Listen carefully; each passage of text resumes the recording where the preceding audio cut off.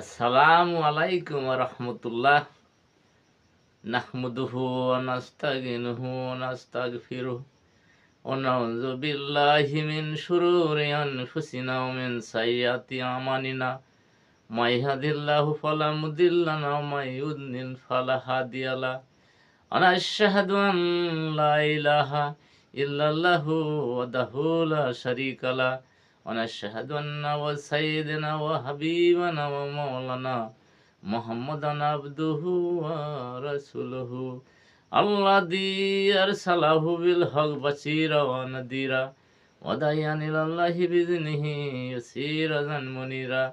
হাকাদ কালাল্লাহু তাআলা ফি কালামিহিল মাজিদ ওয়া ফুরকানিহিল হামিদ। আউযু বিল্লাহি মিনাশ শাইতানির রাজিম। বিসমিল্লাহির রহমানির রহিম। ইন্নাল্লাহা ওয়া মালাইকাতাহু ইয়াসাল্লু আলান নবী ইয়া আইয়ুহাল্লাযিনা আমানু সাল্লু আলাইহি ওয়া সাল্লিমু তাসলিমা। আল্লাহুম্মা সাল্লি আলা মুহাম্মাদি ওয়া আলা আলি মুহাম্মদ কামা সাল্লাইতা আলা ইব্রাহিম ওয়া আলা আলি ইব্রাহিম ইন্নাকা হামিদুম মাজিদ। আল্লাহুম্মা বারিক আলা মুহাম্মাদি ওয়া আলা আলি মুহাম্মদ কামা বারাকতা আলা ইব্রাহিম ওয়া আলা আলি ইব্রাহিম ইন্নাকা হামিদুম মাজিদ। ইন্নাল্লাযিনা আমানু ওয়াল্লাযিনা হাদু ওয়ান নাসারা ওয়াস-সাবিনা মান আমান্না বিল্লাহি ওয়া বিল ইয়াউমিল আখির ওয়া আমিলা সালিহান ফালাহুম আজরুহুম ইনদা রাব্বিহিম ওয়া লা খাউফুন আলাইহিম ওয়া লা হুম ইয়াহজানুন। আমি মোহাম্মদ আব্দুর রহমান ইনসাফ টিভির পক্ষ থেকে আপনাদের আমন্ত্রণ জানাচ্ছি। আজকের বিষয় হচ্ছে আদম থেকে শুরু করি এবং পৃথিবীর সমস্ত মানুষ কিয়ামত পর্যন্ত যত পৃথিবীতে আসবে, কারা জাহান্নামে যাবে আর কারা জান্নাতে যাবে, সেই বিষয়ে আমি আজ আলোচনা করব। আমি সূরা বাকারার ৬২ নম্বর আয়াত এবং মাইদার ৬৯ নম্বর আয়াত তেলাওয়াত করেছি।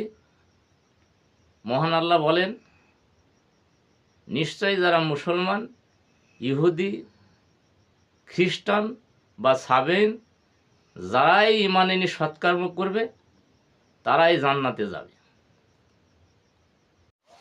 সূরা রাদ আয়াত ৩৮-৩৯ মহান আল্লাহ বলেন যে তোমার পূর্বেও অনেক রসুল এসেছিল, তাদেরও অনেক সন্ততি ছিল। কোনো আয়াত উপস্থিত করা রসুলের কাজ নাই আল্লাহর অনুমতি ব্যতীত। নির্দিষ্ট কালের জন্য একটি গ্রন্থ থাকে, আল্লাহ যাহা চাহেন বহাল রাখেন ও যাহা চাহেন বাতিল করেন, এবং আল্লাহর কাছে আছে মূল গ্রন্থ।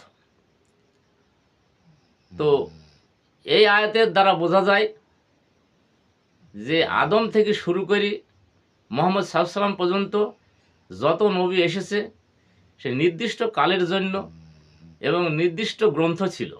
আসমান থেকে যে গ্রন্থগুলো এসেছে সেগুলো একটা নির্দিষ্ট কালের জন্য, এবং সেই সময়তে আদমের সময় যারা আদমকে মেনেছে, তার প্রতি ঈমান এনেছে এবং তার কিতাবের প্রতি ঈমান এনেছে, তারা বেহেশতে যাবে।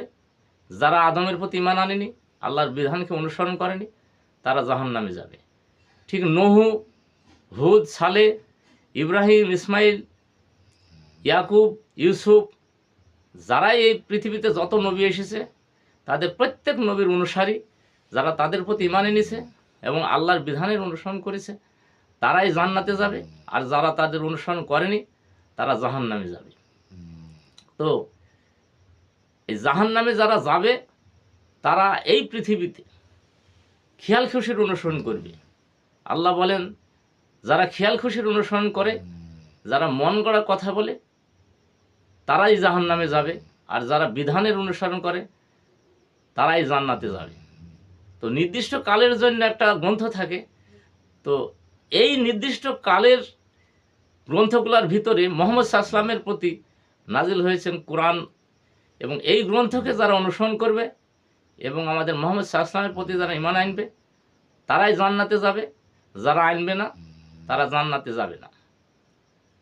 তো কোরআন হাদিস যারা মানবে তারাই জান্নাতে যাবে। তো মহান আল্লাহ বলেন যে মারিফুল কোরআন আয়াত পৃষ্ঠা 55, আল্লাহ বলেন আমার কাছে বংশগত কোনো মুসলমান, বংশগত কোনো ইহুদি, বংশগত কোনো খ্রিস্টান, বংশগত কোনো সাবেনের ভিত্তি আমার কাছে নাই। আমি দেখব তাদের ঈমান ও আমল। ঈমান বলতে কি বোঝায়? 6টা বিষয়ের প্রতি ঈমান আনতে হবে। আমানতু বিল্লাহি ও মালাইকাতিহি ওয়া কুতুবিহি ওয়া রসুলিহি ওয়া মিল আখিরি ওয়াল কাদরি খাইরি শাররিহি মিনাল্লাহি তাআলা। এই 6টা বিষয়ের প্রতি ঈমান আনতে হবে, আল্লাহর প্রতি, ফেরেশতার প্রতি এবং রসুলের প্রতি, কিতাব সমূহের প্রতি, আখিরাতের প্রতি এবং তকদিরের ভালো মন্দ আল্লাহর পক্ষ থেকে। এই কিতাবের প্রতি যারা ঈমান আনবে এবং যুগে যুগে নবী এসেছে তাদের প্রতি ঈমান আনতে হবে। যদি একজন, এখানে বোঝানো হয়েছে যে যদি একজন অমুসলিমও যদি এই কোরআন হাদিস মেনে চলে তাহলে সে মুসলমান হবে, সে বেহেশতে যাবে। কিন্তু একজন মুসলমানও যদি কোরআন হাদিস না মানে তো সে মুসলমান থাকবে না, সে কাফের হয়ে যাবে। তো এখন আমরা মনে করি যে বংশগত কোনো মুসলমান বা বংশগত কোনো ইহুদি বা বংশগত কোনো খ্রিস্টান জান্নাতে চলে যাবে, সেভাবে কোনো দিন যাবে না। ইসলাম কোনো বংশগত না, ইসলাম হচ্ছে পালনগত বা আমলগত। এখন যে আমল করবে সে জান্নাতে যাবে, যে আমল করবে না সে জাহান্নামে যাবে। তা একজন হিন্দু যদি কোরআন হাদিস মানে সে মুসলমান হয়ে যাবে, একজন মুসলমান যদি কোরআন হাদিস না মানে সে আর মুসলমান থাকবে না, সে অমুসলিম হয়ে যাবে। তো আমরা দেখি যে একজন জজ, একজন আদালতের জজ যখন বিচার করে তখন তিনি কিন্তু কালো ফর্সা, মুসলমান কি অমুসলমান কি হিন্দু খ্রিস্টান বা রাজা প্রজা তিনি তা দেখেন না। দেখেন যদি সে অপরাধ করে, কোনো অপরাধ করে, সে অপরাধ অনুপাতে তার বিচার হয়।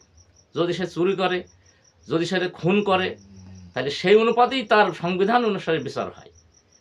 তো যে সংবিধান আদালতে চালু থাকে সেটা বর্তমান কোনো সরকারের সংবিধানই চালু থাকে, অতীতের কোনো সরকারের সংবিধান চালু থাকে না, অতীতের সরকারের কোনো বিধান কার্যকারী থাকে না। তো ঠিক আমাদের যত নবী এসেছে পৃথিবীতে বা রসুল এসেছে তাদের পূর্বেকার কোনো নবীর উম্মত পরের নবীর কোনো উম্মত হতে পারবে না, এবং পূর্বেকার নবীকে অনুসরণ করলে তারা জান্নাতে যেতে পারবে না। তো প্রত্যেকটা নবী তার উম্মত নিয়ে আল্লাহর দরবারে হাজির হবে, আপন আপন উম্মত নিয়ে হাজির হবে। সব থেকে বেশি উম্মত নিয়ে হাজির হবে আমাদের মুহাম্মদ সাল্লাল্লাহু আলাইহি ওয়াসাল্লাম। তো এই উম্মতগুলা সমস্ত পৃথিবীর মানুষের ভিতরে যারা মুহাম্মদকে মানবে, যারা ইসলাম ধর্ম গ্রহণ করবে তারাই জান্নাতে যাবে। আর যারা বাইবেল না মেনে কোনো খ্রিস্টান আর খ্রিস্টান হতে পারবে না, তওরাত না মেনে কোনো ইহুদি হতে পারবে না, জুবর না মেনে কোনো সাবেন হতে পারবে না, বেদ না মেনে কোনো সনাতনী বা হিন্দু হতে পারবে না। এই গ্রন্থগুলোতে মুহাম্মদ সাল্লাল্লাহু আলাইহি ওয়াসাল্লাম সম্বন্ধে আগেই পূর্বেই বাণী করা হয়েছে। যদি তারা মুহাম্মদ সাল্লাল্লাহু আলাইহি ওয়াসাল্লামকে গ্রহণ না করে তাহলে তারা ওই গ্রন্থ অনুসারী হলো না। বিধায় মুহাম্মদ সাল্লাল্লাহু আলাইহি ওয়াসাল্লামকে যে গ্রহণ করবে বা তার প্রতি যে ঈমান আনবে, সেই বেদ মানবে, সেই বাইবেল মানবে, সেই তৌরাত মানবে, সেই জুব্বর মানবে।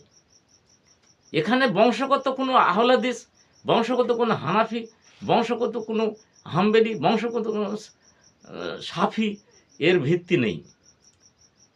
আদম আলাইহিস সালাম তার সন্তান জাহান্নামে যাবে, নূহর সন্তান জাহান্নামে যাবে, কোনো নবীর স্ত্রী জাহান্নামে যাবে, তার পিতামাতা জাহান্নামে যাবে, আবার তার চাচা জাহান্নামে যাবে।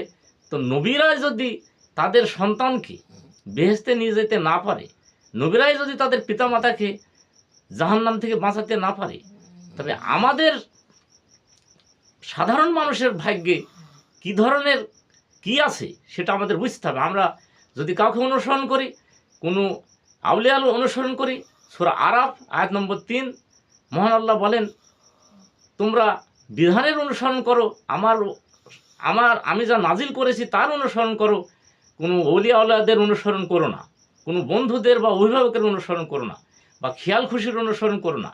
যারা খেয়াল খুশির অনুসরণ করে তারা জীবের মধ্যে নিকৃষ্ট জীব। এই নিকৃষ্ট জীব যারা আমরা দেখি যে তারা খেয়াল খুশির অনুসরণ করে। এখন আমাদের মানুষের ভিতরে এই যে নিকৃষ্ট জীব বলা হলো, কেন আল্লাহ নিকৃষ্ট জীব বললেন?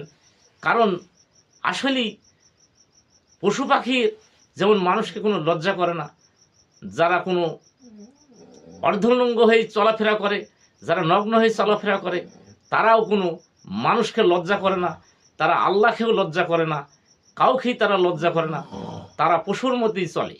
এই জন্যে আমাদের সবসময় চিন্তা করতে হবে যে আমরা কিভাবে এই বিধানের অনুসরণ করব। বিধানের অনুসরণ না করলে সে কখনোই জান্নাতে যেতে পারবে না, এবং খেয়াল খুশির অনুসরণ জান্নাতে যেতে পারবে না। ইয়াদগুলা যাচ্ছে 18, 23, কাসাস 50 এবং আরাফ 3। মহান আল্লাহ বলেন, যারা খেয়াল খুশির অনুসরণ করে, যারা মন গড়া কথা বলে, যারা নিজের মনের অনুসরণ করে, যারা নিজের ইচ্ছার অনুসরণ করে, তারাই জাহান্নামী। আর যারা বিধানের অনুসরণ করে, আল্লাহর বিধানের অনুসরণ করে, তারাই বেহেশতি। তাই পৃথিবীর মানুষের প্রতি আমার আহ্বান যে সকলেই যেন এখন শেষকালের যে আমাদের শেষ নবীর উম্মত হওয়ার জন্য আমি সবাইকে আহ্বান জানাচ্ছি, এবং কোরআন হাদিসকে অনুসরণ করার জন্য আমি আহ্বান জানাচ্ছি, এবং এই বেহেশতে যাওয়ার জন্য, এই জাহান্নাম থেকে বাঁচার জন্য সবাইকে আমি আহ্বান জানাচ্ছি।